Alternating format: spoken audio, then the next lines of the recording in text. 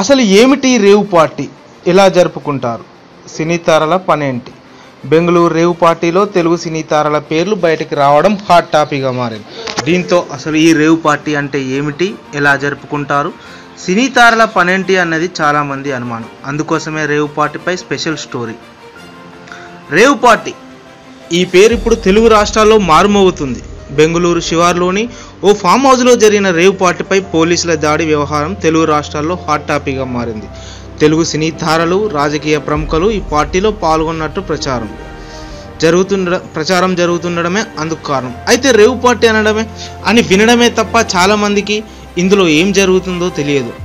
దీంతో అసలు rave party అంటే ఏమిటి, ఎలా జరుపుకుంటారు, ఇది చట్ట విరుద్ధమా, ఇందులో పాల్గొనడం నేరమా, ఈ కల్చర్ ఎక్కడి నుండి వచ్చింది అనే ప్రశ్నలు మొదలవుతున్నాయి.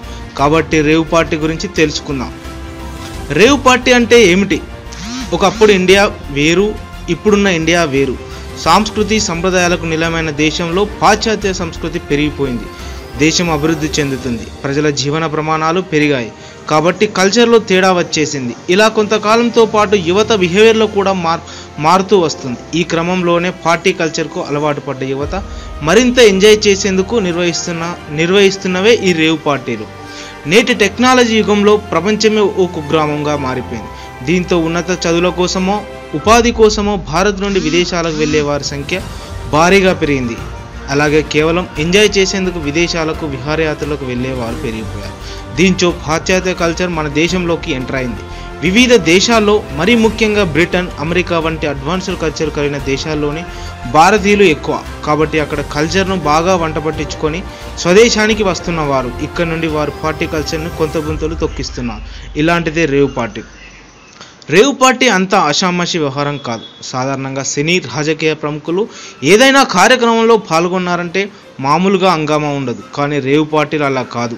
సినీ తారలు, ఇతర ప్రముఖులు పాల్గొన్న అంత గోప్యంగా ఉంటుంది. ఎందుకంటే ఈ పార్టీ జరిగే పద్ధతి అలాంటిది. కాబట్టి రేవ్ పార్టీలో బడాబాబుల పిల్లలకే ఎంట్రీ.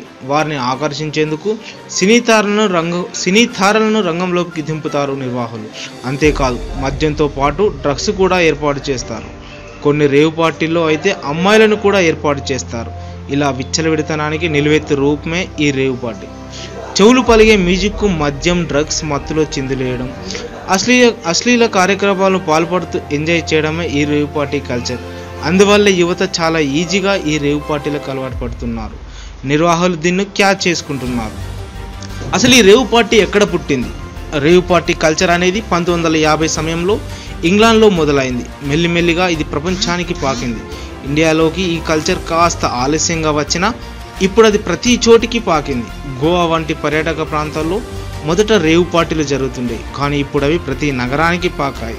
హైదరాబాద్, బెంగళూరు, చెన్నై వంటి ఐటీ నగరాల్లో ఈ రేవ్ పార్టీలు పరిపాటిగా మారాయి. అసలు ఎలా జరుపుకుంటారు? రేవ్ పార్టీ నిర్వహణ చాలా ఖరీదైన వ్యవహారం కాబట్టి అందులో పాల్గొనాలన్నా భారీగా డబ్బులు చెల్లించాల్సి ఉంటుంది. ఇక చట్టవిరుద్ధంగా డ్రగ్స్, అమ్మాయిలు ఉంటారు. సినిమా వాళ్ళు కూడా పాల్గొంటారు. కాబట్టి గోప్యత చాలా ముఖ్యం. అందువల్లే బాగా తెలిసిన వారు, డబ్బున్న వారికి ఎంట్రీ ఉంటుంది. నగరాలకు దూరంగా ఉండే ఫామ్ హౌజులు, రిసార్ట్లోనే ఈ రేవ్ పార్టీలు జరుగుతుంటాయి.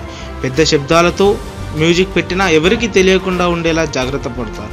ఇక మద్యం, డ్రగ్స్ విచ్చలవిడిగా వినియోగిస్తుంటారు. పార్టీలో పాల్గొనే యువతులు ఏం చేసినా అడిగేవారు ఉండరు. కొన్ని రేవ్ పార్టీల్లో అయితే శృంగార కార్యకలాపాల కోసం ప్రత్యేక గదులను కూడా కేటాయిస్తారు. ఇలా మత్తులో ఎంజాయ్ చేయడమే రేవ్ పార్టీ అంటే. ఇలా ఓ రోజంతా లేకపోతే 2-3 రోజులు ఎంజాయ్ చేసేలా రేవ్ పార్టీలు నిర్వహిస్తుంటారు. ఒక్కసారి రేవ్ పార్టీలోకి ఎంట్రీ ఇస్తే చాలు, బయట ప్రపంచంతో సంబంధం ఉండదు. సెల్ ఫోన్లు, ఎలక్ట్రానిక్ పరికరాలు ముందుగా తీసుకుంటారు. చుట్టుపక్కల సీసీ కెమెరాలు కూడా పనిచేయవు. ఇలా ఎంత విచ్చలవిడిగా వ్యవహరించినా భయం లేదనే భరోసాను నిర్వాహకులు ఇస్తారు.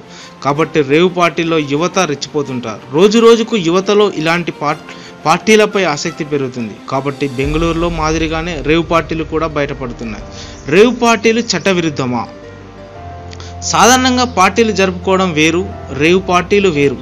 మద్యంతో కూడిన పార్టీలు, రిసార్ట్లు, ఫామ్ హౌజుల్లో జరిగే పార్టీలకు పోలీసులు అనుమతి తప్పనిసరి. ఇలాంటి అసాంఘిక కార్యక్రమాలు లేకుండా పార్టీ జరిగితే ఓకే. కానీ డ్రగ్స్, అమ్మాయిలు ఎంటర్ అయితేనే ఆ పార్టీ కాస్త చట్టవిరుద్ధంగా మారుతుంది. రేవ్ పార్టీలో డ్రగ్స్, అమ్మాయిలు కామన్ కాబట్టి చట్టవిరుద్ధమే. ఇలాంటి పార్టీలపై పోలీసులు దాడి చేసిన నిర్వాహకులను అరెస్టు చేస్తుంటారు. అలాగే పార్టీలో పాల్గొన్న వారు డ్రగ్స్ తీసుకున్నారో లేదో నిర్ణయించేందుకు టెస్టులు చేస్తుంటారు. ఒకవేళ డ్రగ్స్ తీసుకున్నట్టయితే చట్టపరంగా చర్యలు తీసుకుంటారు. అశ్లీల కార్యకలాపాలకు కూడా రేవ్ పార్టీలు అడ్డాగా మారాయి. స్వయంగా నిర్వాహకులే అమ్మాయిలను సరఫరా చేస్తున్న ఘటన అనేకం వెలుగు చూశాయి. కాబట్టి ఇలాంటి రేవ్ పార్టీలపై పోలీసులు ఉక్కుపాదం మోపుతున్నారు.